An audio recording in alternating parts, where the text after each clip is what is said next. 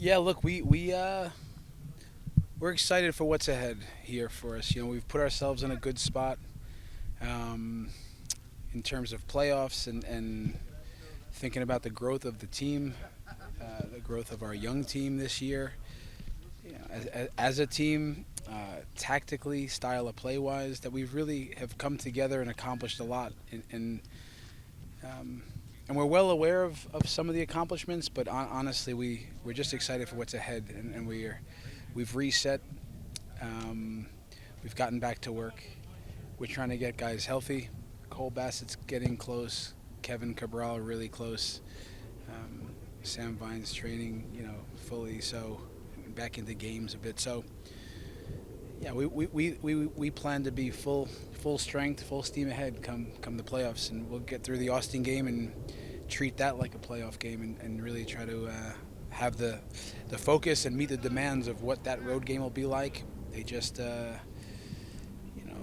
made a change with the manager, so we know it's going to be a tough game on the road, and again, we're looking forward to that. So, a lot to play for, a lot of excitement in the group, and a lot of internal competition going on, which always drives teams. So, we're in a good place. Coach, like you said, the internal competition, do we expect to see a bit more display of depth as the playoffs go on and maybe, players start to feel the effects of the long season? Yeah, look, there's certainly fatigue physically, emotionally. You think about coming out of Leagues Cup.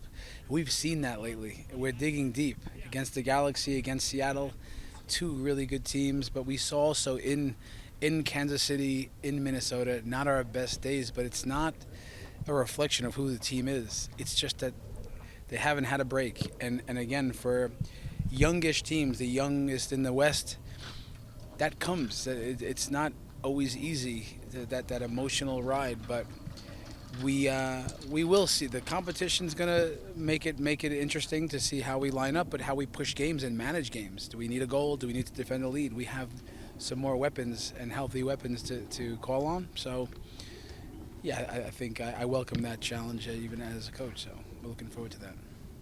A few months in, or a few weeks in, I guess I should say, Reggie, how's he settled in? How caught up is he to the system, and how are you feeling comfortable-wise with him? There's been a lot of video, a lot of from training, from games now, that we can just help him on the fly understand who we are, what the demands are for our fullbacks, and then help his comfort level. But the games have been good for him because he's in it, he's in the mix, and has to. He's a smart player, so he's on the fly and in real time, just getting up to speed. So he's a smart player. Again, I've said it. He's versatile. He's a competitor, and he does come with some big experiences that we're going to call upon in order for us to be our best. So it's been a good addition for us. And Zach's down training for these upcoming friendlies, the chance to play Saturday. Have you touched base with him at all? I've not spoken to Zach. We connected before he left. Sharpie's been in touch, but we are deliberately leaving him alone. We're hoping that he gets a nod on the weekend, but that's out of the control. What's in his control is what I'm sure he's doing every day, just making it hard as possible to leave him out, to give the coaches and the new managers something to think about, to call on his quality, his experience in that group. So we're thrilled that he's in it. He's in the mix, back in the door. But no, I've not reconnected with him as he's been away.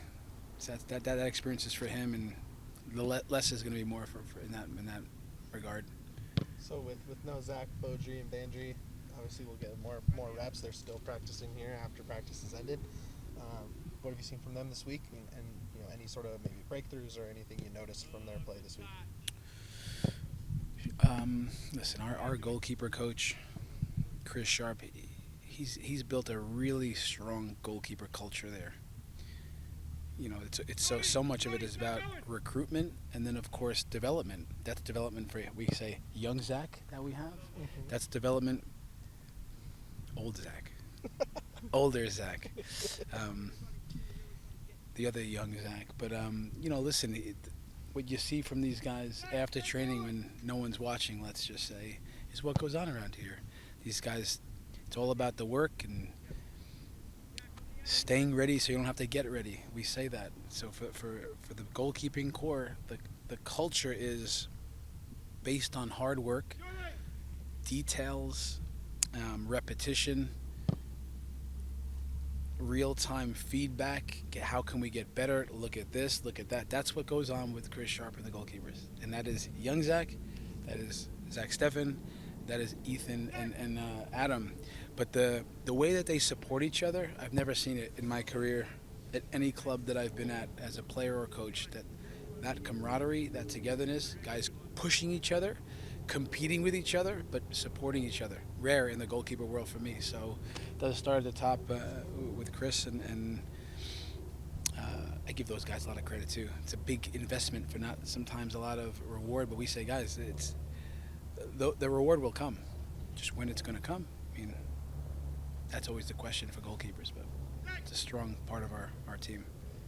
Kamani had a nice goal there in 11 on 11 there late. Is he part of that internal competition we're talking about, and what have you seen from him lately? He sure is. He wouldn't be he wouldn't be with us training and on this team if we didn't believe in him and see his gift and talent. He's dynamic. He was up for it today, but he's another guy that we're working with. You know, it's not teaching him how to be a really good young pro. What does that mean? You know, if you look at him 9 months ago to now, his habits, his staying after, being professional in every way that he can control. So to see that, you know, a quick winger that loves going at people, that loves running behind, you know, get a nifty little finish around goal, it's not that surprising. So no, indeed, he is a guy that we've called upon late in games. LAFC, he gets a big assist at home. So he's another guy that we're looking for the reliables. So he's one of those. The other guy that's gotten some run lately off the bench has been Jasper. What have you thought about his performances lately? Jasper's for us. He's a steady guy for us. You know, he's not necessarily a young guy, but he wants to play. Of course, you know, he's a guy that has had minutes in MLS. He's at the six, holding midfielder. He's played right back. But what I can say about him, he's a strong central midfielder. But equally for me, he's a culture guy too, because puts his head down, works really hard, does as much as he can with any minute and rep he gets. Again, never complaining, and that's not easy for MLS players. Sometimes not a veteran, but an experienced guy that you maybe see some younger guys playing ahead of him. It's what makes our team good, that we have the right human beings in this locker room, and it's why our culture is so strong for guys like him. And again, we call upon him to help us get a goal or defend a lead. You know, we go to him. It's just doesn't get all the minutes these days, but he's ready. He's ready to go for us. And the matchup with Austin is still over a week away, but they're in a state of flux right now. Josh Wolf just being let go of.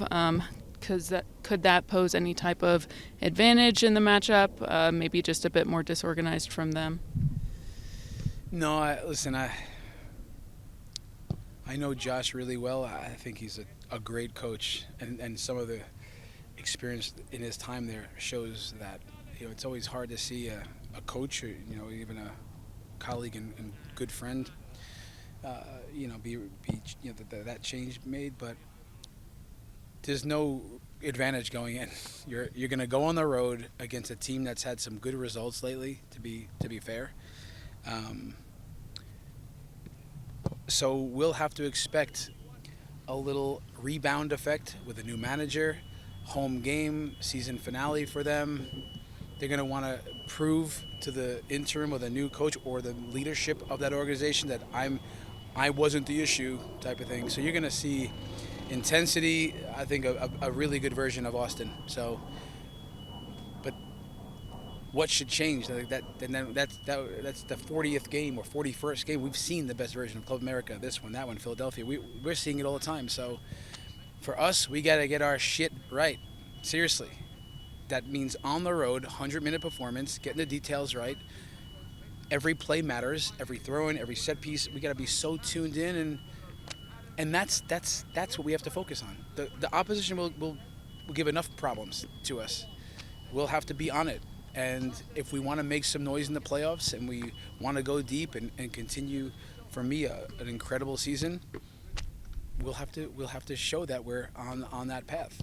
Otherwise, yeah, we'll look back at the year and say, okay, we're in the playoffs, and it goes a few ways the way end of the season. I'm expecting that we